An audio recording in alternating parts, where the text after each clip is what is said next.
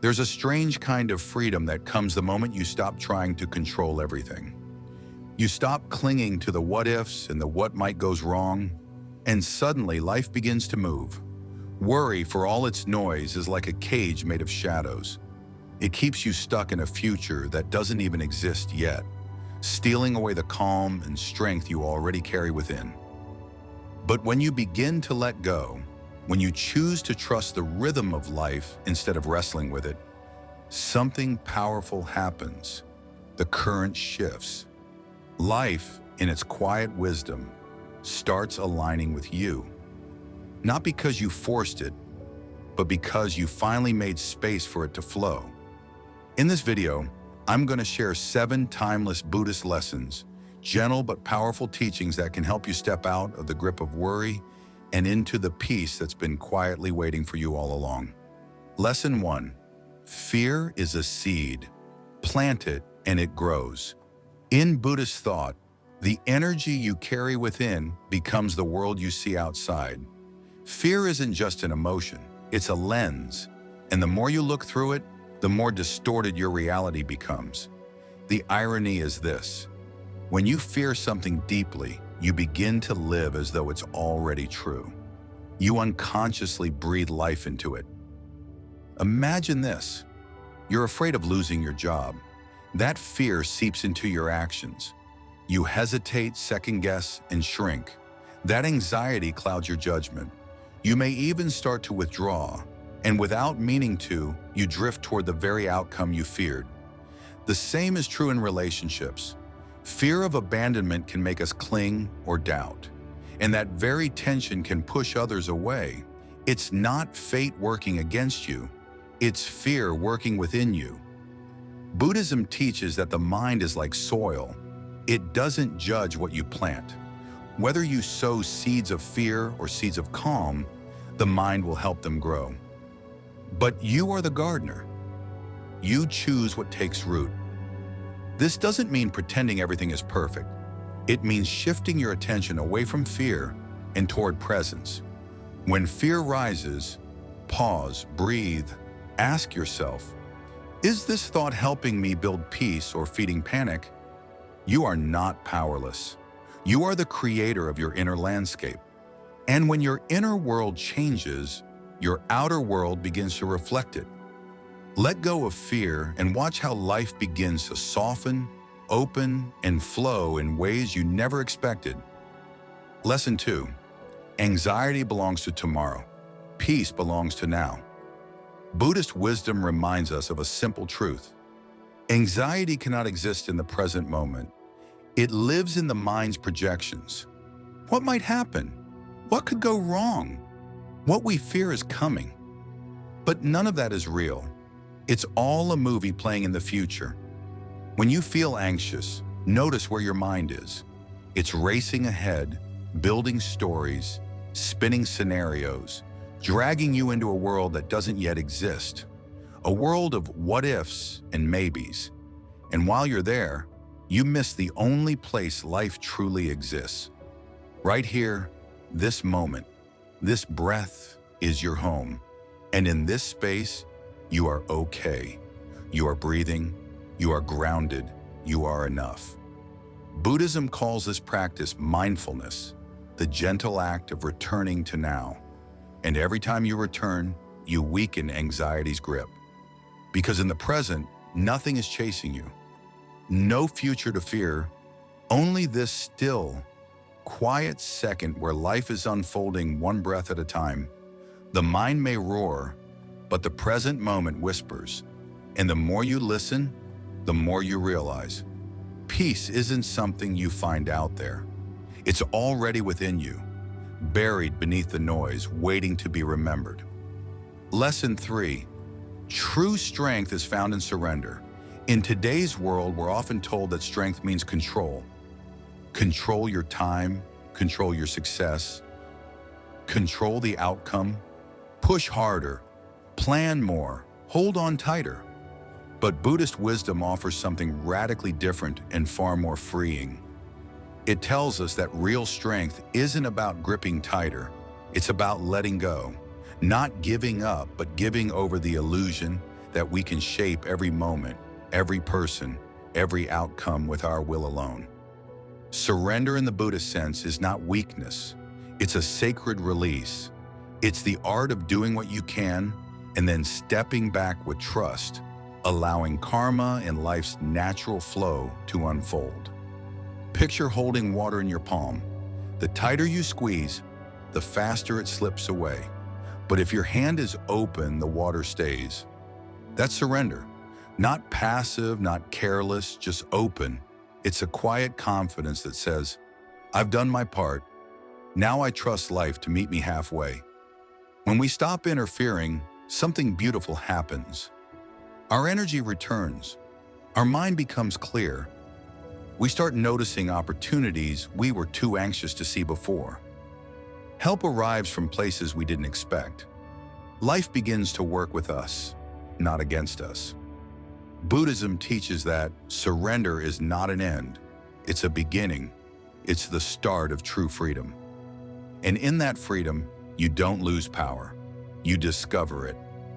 Lesson 4, control blocks faith. Here's a truth that's hard to swallow yet deeply freeing. You can't hold the steering wheel and still believe the road will carry you. Buddhism reminds us that control and faith are like two travelers heading in opposite directions. The more tightly you grip control, the further you drift from trust, and the more deeply you trust, the more you must let go. Trying to micromanage every part of your life is like saying to the universe, I don't believe you'll take care of me. It's a subtle but powerful form of fear. The fear that, without your constant supervision, everything will fall apart.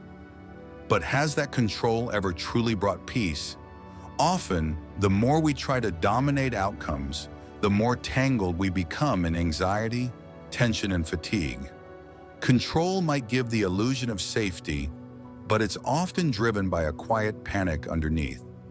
Faith, on the other hand, isn't passive. It's powerful. It whispers, I've done what I can. Now I trust the unfolding. It allows you to take action without being enslaved by the result. It welcomes mystery. It believes in timing you can't control and outcomes you may not fully understand yet.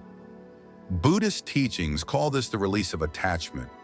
You act with intention, but you surrender the obsession with how things must turn out. Like placing a seed into the soil, you water it, nurture it, but you don't yank at it to speed its growth. Real growth takes trust in unseen roots. Ask yourself, are you holding on so tightly that you've forgotten how to breathe? Are you trying so hard to force a future that you've stopped believing in life's quiet intelligence? Letting go isn't giving up. It's showing up fully and then allowing life to meet you in its own way. That's where faith begins, and with it, peace. Lesson 5, the burden of imagined fears. So much of what weighs on our minds never even happens. Buddhist wisdom offers a quiet, powerful reminder. Our greatest source of anxiety often isn't reality. It's imagination. We worry, stress, and lose sleep over scenarios that never unfold. We carry fears like invisible stones in our backpacks, dragging them through each day, even though most of them never come to pass. Why does this happen? Because the human mind is like a novelist that never stops writing. It scripts endless what-ifs, painting vivid pictures of problems that don't exist yet and maybe never will. It warns us of disasters, heartbreaks, and failures that live only in thought, not in the present moment. Think about it. How many times have you braced for a difficult conversation that ended up being fine, or feared the worst about a situation that resolved itself peacefully? The storm rarely arrives the way we imagined it, and often it doesn't come at all. This is the trap of worry. It distorts scale. It brings distant fears so close that we start reacting to illusions as if they're truths. Buddhism teaches us, just because a thought appears doesn't mean it deserves belief. The mind can create stories, but we don't have to live inside all of them. So the next time you catch yourself spiraling into anxiety, pause, ask yourself gently, is this actually happening, or is this just a thought? Often, you'll realize you've been fighting shadows, not substance. Freedom begins when we return to this moment, not tomorrow, not next week, but now. Let the imagined fears dissolve. What's real is often far gentler than what we fear. And when you stop living in the mind's predictions, life starts to feel lighter, clearer, and much more peaceful. Lesson 6. Letting go is how you begin to grow. Worry has a quiet way of shrinking your world. It starts subtly, a few cautious thoughts, a bit of over-planning, a fear of what might go wrong. You tell yourself you're just being careful, but over time, that carefulness becomes a cage. You begin to shrink without noticing. You shrink your goals because they feel too uncertain. You shrink your voice because you fear judgment. You shrink your heart because it's safer not to risk being hurt. Worry doesn't protect, it restricts. It's like walking. You shift your focus to what's truly yours, your thoughts, your choices, your kindness, and release what was never meant to be held so tightly. Picture this. You're in a river. The more you try to cup the water in your hands, the faster it slips through your fingers. But when you relax, when you float, the river carries you. That's the essence of surrender. The more you release the grip of fear, the more room you make inside yourself for courage, for creativity, for joy. Letting go is expansive. It's bold. It invites you back into the present where life is actually happening. Not in the what-ifs, but in the right now. Ask yourself, how much energy do you spend each day worrying about things you can't control?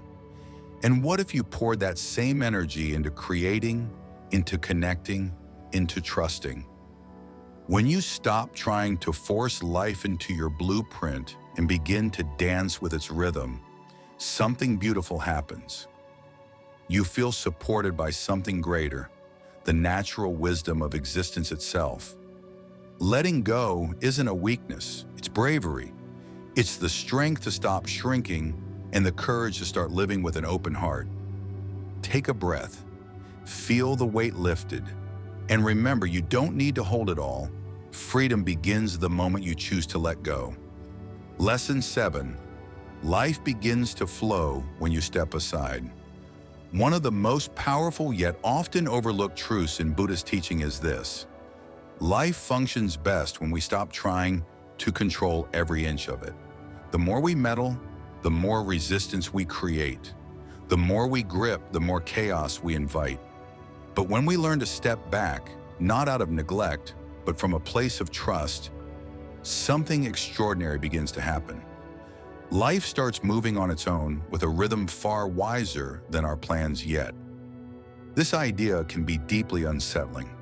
We've been taught from a young age that control equals safety, that without constant effort, correction, and micromanagement, everything will collapse. So we interfere. We often overthink conversations, worry about problems that haven't happened, and chase results that aren't ready. We try to insert ourselves into every detail, convinced that if we don't take control, things will fall apart. But this constant interference creates tension instead of ease. It drains our energy, clouds our thinking, and leaves us feeling exhausted, trying to manage things that were never fully in our hands to begin with. Buddhism shows us another way, a gentler, wiser path. It teaches that when we let go of the urge to interfere, we allow life to unfold with its own natural rhythm. Just as a river finds its way around rocks and bends, your life, too, can move forward if you stop blocking it with fear and control.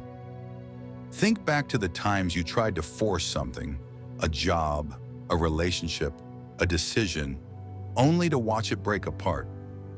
And now remember the moments when you took a breath, surrendered, and allowed things to flow. How often did those situations resolve more smoothly than expected?